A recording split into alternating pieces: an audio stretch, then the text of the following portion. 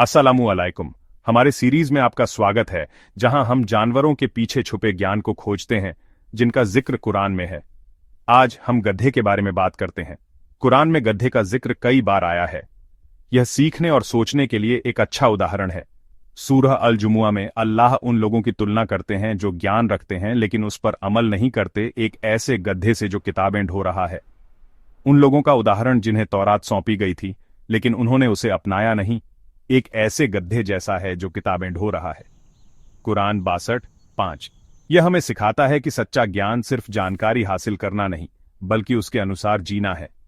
अल्लाह हमें याद दिलाते हैं कि हम जो सीखते हैं उसे खुद को बेहतर बनाने और दूसरों की मदद करने के लिए इस्तेमाल करें। क्या आप जानते हैं कि गधे अल्लाह की एक नेमत है? सूरह अल नहल 16:8 में अल्लाह गधों का जिक्र एक साधन के रूप में करते हैं, इंसानों के लिए सेवा का। अल्लाह की हर रचना हमारे लिए एक सीख रखती है।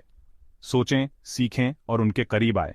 ऐसे ही और वीडियोस के लिए शेयर करना न भूलें, लाइक करें और हमें यूट्यूब और इंस्टाग्राम @लर्निंग मिस्ट पर फॉलो करें।